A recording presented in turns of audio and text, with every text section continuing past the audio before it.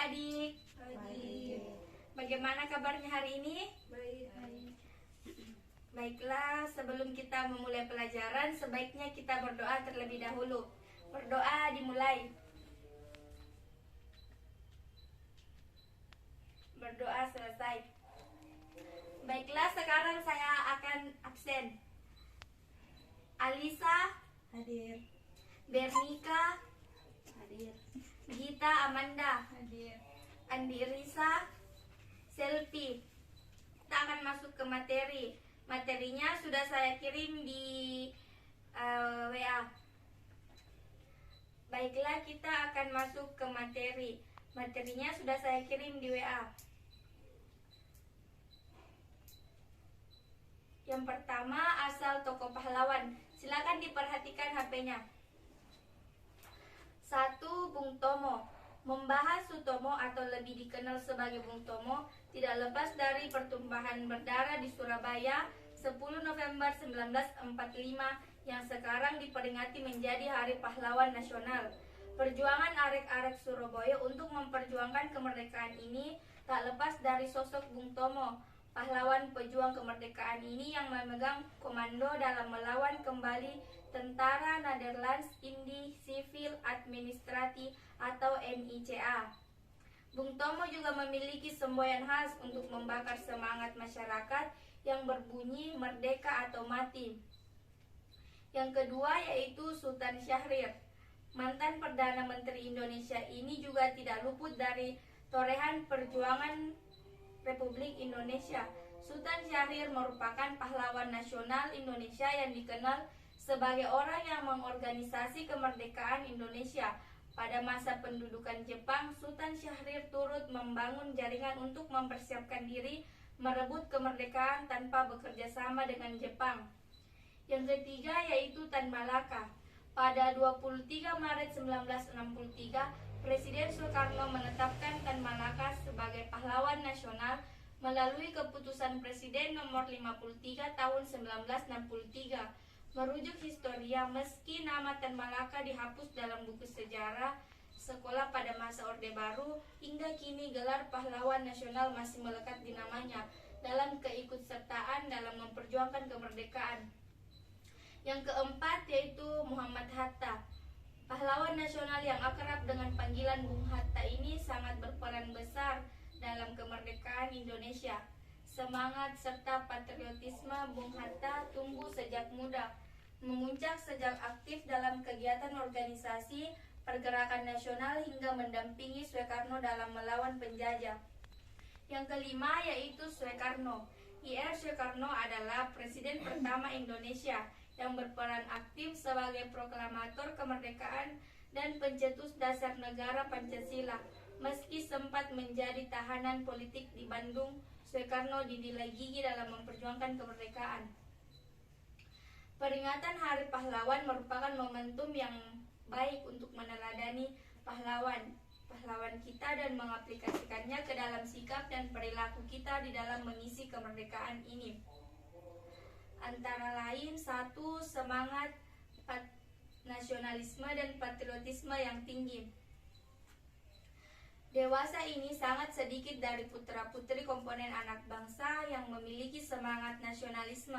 Bahkan rasa bangga menjadi bangsa Indonesia sudah tidak ada lagi karena sedikitnya prestasi bangsa ini di mata dunia internasional. Di tingkat pemerintah pun rasa nasionalismenya juga menurun, terbukti dengan alasan ekonomi global dan untuk go publik menjadikan perusahaan milik pemerintah yang notabene untuk mensejahterakan rakyatnya dijual ke investor asing. Yang kedua yaitu persatuan dan kesatuan. Kalau dilihat sekarang rasa persatuan dan kesatuan sudah dibilang tidak ada lagi. Dari segi pemerintahan banyak kebijakan yang lebih mengutamakan golongannya saja dan tidak memperhatikan apakah kebijakan tersebut akan merugikan pihak lain. Begitu juga adanya gesekan di masyarakat seperti perkelahian pelajar maupun tawuran antar kampung sering sekali terjadi. Yang ketiga, kebersamaan dan tanggung jawab. Sekarang ini rasa kebersamaan juga apalagi tanggung jawab bisa dikatakan nyaris tidak ada. Sebagai contoh, lihat saja suatu pemerintahan daerah. Banyak di antara mereka, antara gubernur, bupati maupun wali kota dan wakilnya tidak sejalan. Di samping itu juga di antara mereka kurang bertanggung jawab dalam melaksanakan tugasnya. Yang keempat yaitu cinta tanah air. Kepedulian terhadap bumi pertiwi kita, Indonesia juga luntur. Sebagai contoh, orang yang mempunyai potensi demi kemajuan bangsa ini lebih memilih berkarir di luar negeri dengan alasannya kurang perhatian pemerintah dan kecilnya gaji yang diperoleh. Yang kelima, rela berkorban tanpa pamrih. Terlebih lagi semangat rela berkorban yang dicontohkan para pahlawan yang rela berkorban apa saja bahkan nyawanya. Sekarang boro-boro berkorban tapi justru yang dipikirkan bagaimana bisa dapat untung. Bagian C, penerapan sikap pahlawan dalam kehidupan sehari-hari. Contoh sikap kepahlawanan dalam kehidupan sehari-hari yaitu berani mengatakan yang benar, tidak membela yang salah, berani mengejar cita-cita, gigih dalam mewujudkan mimpi dan cita-cita, tidak pamrih dalam menolong keluarga, teman dan orang lain, dan menghormati, bertoleransi terhadap budaya dan adat dari lain daerah. Baiklah, itulah tadi materi dari saya tentang bahan ajar yang saya bawakan. Jika ada yang kurang dimengerti, silahkan ditanyakan. Jika dari kalian ada yang ingin bertanya, silakan Andi Risa. Assalamualaikum warahmatullahi wabarakatuh. Waalaikumsalam warahmatullahi wabarakatuh. Perkenalkan, nama saya Andirisa. Saya ingin bertanya. Pertanyaan saya, kapan seseorang bisa dikatakan sebagai seorang pahlawan? Terima kasih. Yang ingin bertanya lagi, silakan. Baiklah, pertanyaan dari Andi Risa saya simpan dulu. Apakah ada yang ingin bertanya lagi? Silakan Alisa. Assalamualaikum warahmatullahi wabarakatuh. Waalaikumsalam warahmatullahi wabarakatuh. Baiklah, pertanyaan dari Andi Risa saya simpan dulu. Apakah ada yang ingin bertanya lagi? Silahkan Alisa. Oke, assalamualaikum warahmatullahi wabarakatuh. Waalaikumsalam warahmatullahi wabarakatuh. Perkenalkan, nama saya Alisa, ingin bertanya, mengapa Insinyur Soekarno diasingkan oleh Belanda? Baik, terima kasih pertanyaannya. Baiklah, saya akan menjawab pertanyaan dari Andi Risa. Siapa saja orang yang pantas disebut pahlawan? Jadi, orang yang pantas disebut pahlawan yaitu sebutan bagi mereka yang luar biasa berjasa bagi bangsanya. Melalui sosok pahlawan, simbol tenaga tentang perjuangan, membela kebenaran dan pengorbanan senantiasa dipelihara dan diwariskan dari generasi ke generasi. Jadi itulah orang yang pantas mendapat sebutan pahlawan. Bagaimana Andi Risa? Ya, terima kasih atas jawabannya. Baiklah, saya akan menjawab pertanyaan yang kedua dari saudari Alisa. Pertanyaannya, mengapa Insinyur Soekarno diasingkan oleh Belanda? Insinyur Soekarno diasingkan oleh Belanda karena kegiatan politiknya membahayakan pemerintah kolonial Hindia Belanda. Bagaimana saudari Alisa? Oke, terima kasih atas jawabannya. Baiklah, apakah ada yang ingin bertanya lagi? Silakan Gita Amanda. Assalamualaikum warahmatullahi wabarakatuh. Waalaikumsalam warahmatullahi wabarakatuh. Perkenalkan, nama saya Gita Amanda. Saya ingin bertanya, mengapa mereka merencanakan untuk memperingati Hari Pahlawan? Baiklah, terima kasih atas pertanyaannya. Baiklah, pertanyaan dari Gita Amanda saya simpan terlebih dahulu.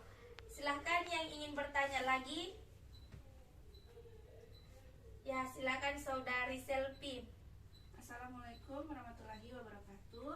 Waalaikumsalam warahmatullahi wabarakatuh. Perkenalkan, saya Selvi Santan. Di sini saya akan memberikan pertanyaan, yaitu tuliskan 3 sikap yang dapat diteladani dari para pahlawan. Baiklah, terima kasih atas pertanyaannya.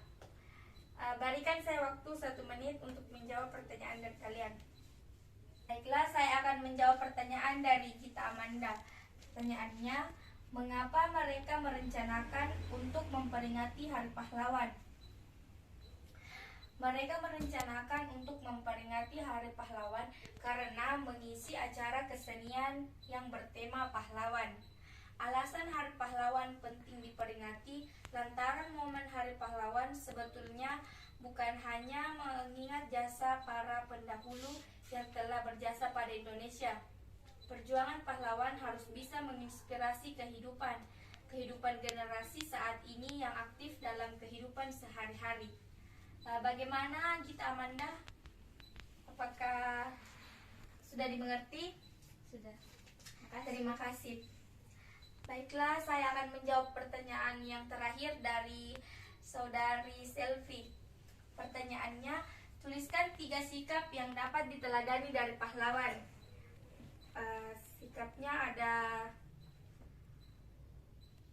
yang pertama yaitu patriotisme, sikap siap dan sedia berkorban segala-galanya demi kejayaan serta kemakmuran negara atau tanah air yang ia cintai.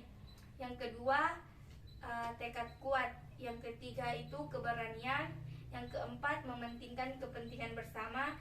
Yang kelima, mengedepankan musyawarah. Yang keenam, pantang menyerah. Yang ketujuh, gigih menuntut ilmu. Yang kedelapan, menjunjung tinggi persatuan.